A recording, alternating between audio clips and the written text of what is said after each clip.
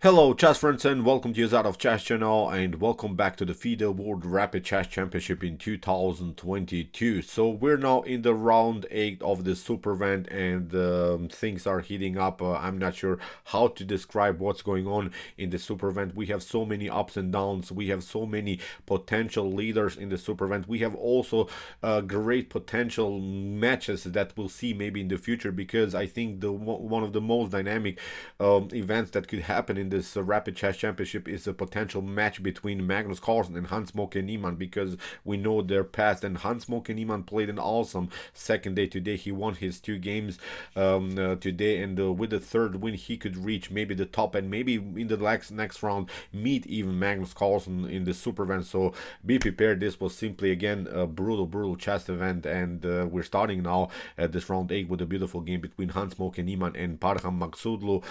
This is now Hans' big opportunity to reach the top. Be prepared. As I said, this is now really one of the most important matches of the super event. So let's check out now the game. So here Hans-Moke Niemann opened with the move d4. Maghsoodloo's response was knight to f6. We have c4, e6, and after move knight to f3 we have the anti-Nimzo or counter Nimzo Indian setup. We have bishop to b4. We have bishop to d2, of course covering the king, and now after move a5 what black is hoping for after potential bishop to b4, a takes b4 to fix the pawn structure on dark squares, hitting the a file, and of course get some spaces here on this side of the board. So that's why here Hans is delaying the situation, is keeping the tension between these bishops, is playing now g3. We have now the move d5, and after move a3 Maghsoodloo is also keeping the bishop on the board. We have now queen to c2, of course after d takes c4 we could then recapture, c6 building a really firm pawn structure, and now after move bishop to g2 we have now similar structure like in the Catalan. The bishop is out in the Fianchetto system. We have now the tension here around the square d5, and in the near future we can also try ideas of knight to c3 and then hitting further the center here with the move e4 from white's perspective. So here knight to d7, we have bishop to f4, kingside castling, and now kingside castling also by Hans. We have knight to h5 hitting the bishop, and now really an interesting choice here by Hans Niemann, bishop to c1. But I think it's a good choice what Hans is doing so far. He's keeping this bishop still active on this diagonal. You don't want to play, of course, bishop to e3, which is then, of course, blocking out the potential e4 move. Bishop to c1 makes sense because we're getting our same goal, knight to d2 and then e4, with the same stuff that we wanted to play in the first place. So knight to f6, we have knight to d2, b6, and now immediately e4 here by Hans. He is getting now finally some spaces in the center of the board. Bishop to a6, and now Hans grabs the space with the move e5, creates, of course, an advantage here in the center of the board. But now after move knight to e8, I think Maghsoodloo has also great chances, because especially because of this powerful bishops. This bishop is hitting the long diagonal here, and this bishop is also controlling here this diagonal, and also of course this diagonal. So I think the black's bishop are slightly better than white's bishop. On the other hand, you see, okay, you made your goal, you made your e4 goal, but now the bishop on c1 is a little bit blocked out by its own knight. You have to play several moves in order to get the pieces in better shape. So rook to e1, we have rook to c8, of course indirectly hitting the queen. If the c file opens, the queen could be endangered. We have now c takes d5, c takes d5, and after queen to d1, Maghsoodloo found a beautiful maneuver how to get the bishop back into the game, because on this diagonal the bishop is even much better. Now beautiful maneuver after knight to f1, knight finally bishop to g6, and I think with this maneuver Maghsoodloo got rid of his positional problems of the light square bishop, because many times you see when the bishop is on b7 it's always blocked out by its own pawn.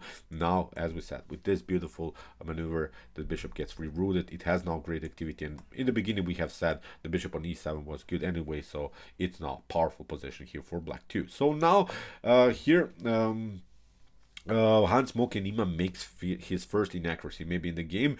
He has I think to realize the positional threats of this position. He has to play, I think, here some moves like bishop to d2 or queen to e2. He has to prevent this potential idea. we have to prevent b5, knight to b6, and knight to c4. You see, the bishop to d2 move would prevent after b5 and knight to b6. You couldn't play then this move because the bishop would hit the pawn on a5. And I think here Hans Mokenima underestimated this positional threat of blacks. He played powerful move bishop to f4, but now comes this move b5, knight to e3. Now look at this, knight to b6, knight to c4 is going to happen.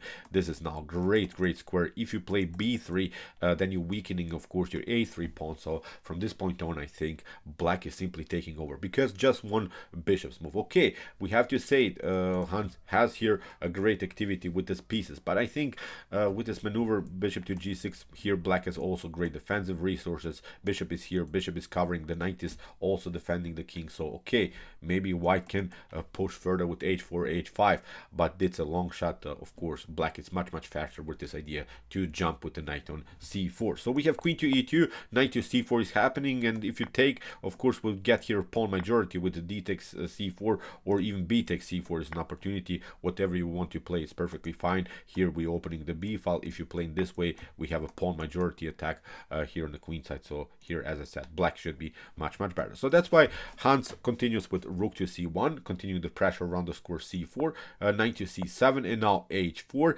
And this is now, I think, just a desperate try by Hans. Nothing spectacular is going to happen.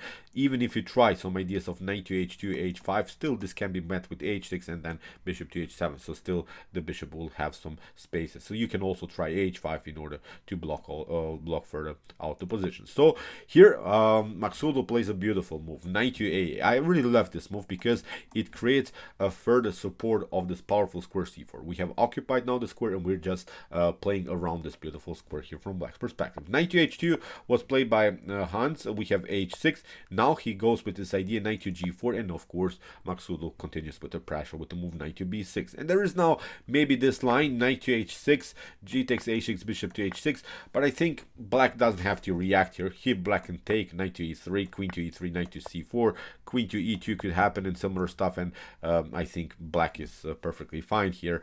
Black can even play rook to e8, then play bishop to f8. Okay, you get your fun by taking some pawns, but in my opinion this tactic is not working. So here after move knight to b6, bishop to f1 was played by Hans, and now beautiful move again by Maxudlu. He plays now the move a4, and he's preparing now b4. He's trying now really to break and enter here on this beautiful side that he has advantage, of course, on the beautiful queen side. So rook from e to d1, continuing a little bit the support around the square d4, which could be a weakness after queen to b6. This could be a vulnerable square for white. In the continuation, we have now h5. The knight has to move, knight to c4, rook to c4, and now here Hans gets with the knight with a tempo, rook to c1, and now again this reloading idea. Again, Maxudlu occupies this beautiful c4 square. Bishop to g2. So you see, here I think Hans doesn't know what to do anymore in this position because black really took over in the position. Here in the continuation, of course, it's much easier now to play the game from black's perspective. Queen to b6, rook to d1, rook to c8, bishop to f3, hitting the pawn on h5, but it doesn't matter. This pawn is not so important because Maxudlu realized that here is the tension. On the queen side is the advantage. On the king side, okay, even if you take the pawn on h5, still, what are you going to do? You can maybe take it out, but you don't have support here with some other pieces in order to attack the king. Okay, as I said, it's just one pawn, but meanwhile, with this beautiful piece activity on the queen side, black should be here much better. For instance, the computer evaluation here is +2 in black's favor. Really wild stuff. So here a takes b4, knight takes e3, bishop to e3, and now we have set queen to b4. Even if you try this ideas, bishop to h5, here queen to h5, you lose this pawn on b2, and this passer, I think, could cost white the game. So after move queen to a6 was played by Hans. He's trying to hit the rook now. In the continuation, rook to c4. We have now rook to a1. Hans is trying to get some kind of an activity. He's trying to play a counterattack here on this side of the board. He's trying maybe to force sort of a line, queen takes b2, and then rook takes a4. This could help out, of course, so white, then probably the game would lead into a draw. But here Maxudlu keeps now the tension. He's playing now first of all the move king to h7, although the best move is of course here bishop to c2. Bishop to c2 is even, I think, winning immediately here for for black, because we can then support here first of all this pawn on a4, and we can now finally grab the pawn on b2, and this should be winning. But okay, king to h7, really not the best of moves here for black, but still black should be here much better. After move bishop to g2, that now Hans Niemann played again, bishop to c2 is working for you. It's simply a winning move, but now Maxulu plays, I think, an incredible. I'm not sure why he didn't even play this move. He played now the move rook takes d4. What's about this move? He's sacrificing the rook for the exchange. Okay, you can maybe grab this pawn, but it's simply not working. So as we said, bishop to c2, and I think white can resign in the next couple of moves. So really unnecessary tactic, bishop to d4, rook to d4, here queen to d4, and after queen takes a4, you see also Hans is grabbing now a further pawn. We have now queen to e5, which was again maybe not the best of choices here by Maxudlu. Okay, you sacrifice the rook, but now it was, I think, time to grab this pawn. This is the passer. That's now the most important thing. I think this pawn is not so important, the pawn on e5. I think the pawn on b2 is much more important, because now white can start to push this pawn. Maxudo decided to take out this pawn on e5, and now Hans is saying, okay, I'm taking over. I have now the exchange, and I have now a passer that could cost really black here the game. So in the continuation, queen to d4, queen to e2, bishop to f6, hitting now, of course, the pawn on b2. Here we have rook to a2, queen to b6, and now after bishop to f3 here, Hans is saying, I will go into an endgame. Maybe I will lose this pawn, but if I grab this pawn, this could lead now into an endgame where maybe black could have 4 pawns and a bishop, and white could have 3 pawns and a rook and the queens on the board. So these are, I think, the ideas for Hans to reach this kind of an endgame. When both of these bishops are on the board with the bishop pair, it's much more complicated to play. So I think it's a good idea that Hans went for this bishop to h5 line. He's trying now to get rid of this bishop pair. So queen to b3, we have rook to a8, we have bishop to d3, and this was now a huge mistake here by Maxudlu. Here you have even immediately a checkmate sequence, which unfortunately Hans Niemann missed. You can maybe pause the video and try to see now the winning sequence here for white. So try, let's see what Hans missed here in this particular game. Okay, the winning move is bishop to e4, because if you play bishop to e4, queen to h5, it's immediately checkmate. After g6, you have even this one, queen to h5, king to g7, and king to h8 leads now again into a forced checkmate. So unfortunately, as we said, Hans missed this move, queen to e3. We have now queen to c2, b4 by Hans, and as we said, this is now an annoying pawn. This passer could really cost black now the game. In the continuation, queen to b1, Hans escapes now to h2. We have now d4, and after queen to d2, here Hans Niemann is protecting his pawn and is hoping now to reach really a favorable endgame. So in the continuation, bishop to g6, we have now this move, queen to d1, again with the same idea, bishop to h5. Maybe we are losing this pawn. Let's see this possible continuation, but after queen to h5, bishop to h5, here look at this, queen to h5 again leads into a checkmate. So this line would really force here really some tensions on the queen side. You have to maybe step back, but even if you step back, then you lose this one. So this was the line always that Hans was hoping for. After move queen to d1, here Maxudlu continued with the move queen to b2, queen to e2 here by Hans, and after queen to b1, queen to d1, we have queen to b2, and now after queen to e2, we have here queen to b1, queen to d1, led now into basically repetition, but from this point on, I think here if Maxudo would have made the decision, this game should lead into the draw. So after queen to d1, again queen to b2 was played, again a couple of perpetuals, queen to f5 now by Maxudlu. He's trying to make something out of this position, maybe with his passer, with the support of the bishop pair, but now after queen to e2, here queen to b1 was played, although here a better choice for Hans Niemann would have been with the move rook to a5. Here the pawn on h5. This was again a choice here for maybe Hans to make something out of this position. But it's really tough to play. We have to say both of these players had really not so much time on the clock, so they probably didn't want to risk anything here. So in the continuation, queen to e2 was played, queen to b1, queen to d1, queen to b2, king to g1 after d3. Both players here agree to a draw, which is, I think, a fair draw.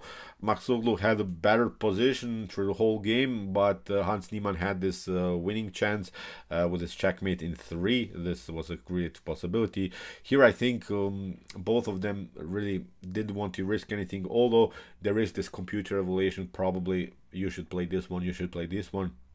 But we should really not watch this game from this perspective, because it's rapid chess. You make mistakes, you make blunders, you make mistakes. So it's, I think, something that bothers, of course, many players. We have seen also the world champion Magnus Carlsen made inaccuracies in his game. So this is simply this kind of chess. So you see, in this particular position, it is a 0.0 evaluation. But if you want to play this, maybe you can win this even game with the black pieces. You can, I think, win even this game with the white pieces. So it's really dynamic position. So as I said, it's a fair draw in my opinion, because Maxudl played really an awesome opening, and then later because of this tactical problem that he made, he got into problems, and then Hans had his chances. But as I said, in my opinion, this is a good result for both of them. So okay, we'll see now what will happen, because with this draw, maybe we'll have this derby, Hans Niemann versus Magnus Carlsen. I'm not sure what's going to happen. If this is going to be the match, be prepared, this could happen. So I'm not sure. This will be, I think, a new chess drama. Hans played here really great day 2. He has now good chances to make also a positive result in this super event. So okay, if you want to see more games from this chess event, check out my coverage so far with some other great games that we have seen. Here's the link of some games, and if you like this content, don't forget to subscribe to my channel. See you soon with some more videos, and chess is the best, of course.